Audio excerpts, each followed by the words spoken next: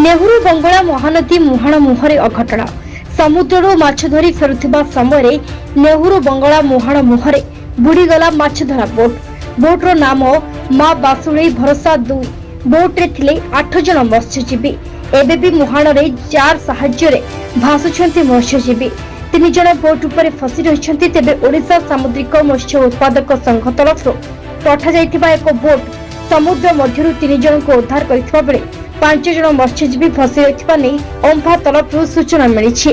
लघुचाप कारण मुहाण मुहरे प्रखर स्रोत कारण मत्स्यजीवी माननकु उद्धार करने संभवपर हो पारि नाही।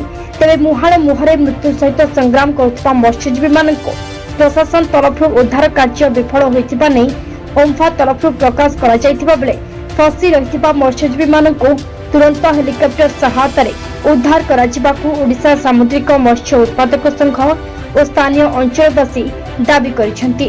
तेबे मुहाण मुहरे प्रखर स्रोत सत्वे ओम्फा तरफ समुद्र मुहाण मुहरे फसी रहिथिबा मत्स्यजीवी माननकु किपरि उद्धार करा जाई परिबो एने प्रचेष्टा जारी रहिछि। मो नाम माधर बारिक। आपण माने आज देखुछंती जे लाइव दृश्य गोटे बोट बुड़ी जाइछि ताथरे 3 जन एपर्यंत अछंती आउ जने भासी पळेले। तो एबली बारंबार घटना आपण देखि देबे जे महानदी मुहाण रे नेहरू बंगला रे एबडी घटना घटी आछि। आज की 1 घंटा पर भी हो गलानी। आज फायर को फोन करा हो फायर बोले कहउछन जे आमे व्यवस्था करूछु किंतु एपर्यंत आज की पहुंचन सर। तो ये व्यवस्था केते दिन एमती चलिबो एठी की कोस्ट गार्ड नले गोटे हेलिकॉप्टर सर दरकार निहाती बंचेबा पई ये देखु हजार हजार लोक आज विश्वकर्मा पूजा पई गणेश पूजा एथि पई लोक माने हजार हजार लोक आसी माने सुंदर दृश्य को देखिया पई आसंती किंतु आज भाग्य खराब सेमानकर छाती भरा दृश्य देखि जाउछंती।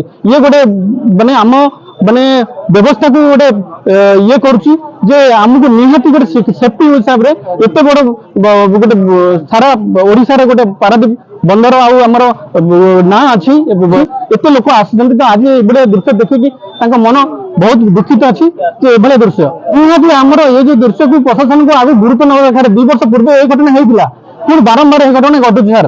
तो ये दृश्य को सेफ्टी रखी सरकार को निवेदन करी गोटे हेलिकॉप्टर ना कोस्ट गार्ड किसी टीम रखन सर एपटे आसिक मेरान बेले फेरिक जाऊँ जापना एत जोड़ लहड़ी। तो मनीष जीवन सर ये गोटे बहुत कष्ट सर मनीष जीवन एभली लाइव जीवा सर ये भाया दृश्य छाती भरा दृश्य सर माने आखिर लुह आसी जाए। सुरेंद्र विश्वास ट्रेजरर ओडिशा सामुद्रिक मत्स्य उत्पादक संघ पारादीप। आज बोटटी मुहाण मुहर फिशिंग कर फेरुवा समय मुहाण मुहर प्रखर स्रोत और मुहाण मुह जेहतु पोती हो जाए बाली माड़ हो बोटटी संपूर्ण भाव उल्टी पड़ा। उल्टी पड़ा द्वारा से बोट्रे 8 जन मत्स्यजीवी थे। से 8 जन मत्स्यजीवी आम संघर बोटटी 3 जन मत्स्यजीवी उद्धार कर बाकी 5 जन मत्स्यजीवी जीवन विकल से हाहाकार होती किंतु 3 जन देखा जाम समस्त देखिपारे आ 2 जन देखा जाऊना। कोस्ट संघ तरफ संघर सभापति कोस्ट गार्ड और मेराइन पुलिस की खबर करते प्रतिश देते मेराइन कोस्ट गार्ड बर्तमान सुधा समस्त पहुंचती कि कौन किसी स्टेप नहीं मेराइन बोट आसला फेरीगला कारण प्रखर स्रोत से उद्धार करें ना।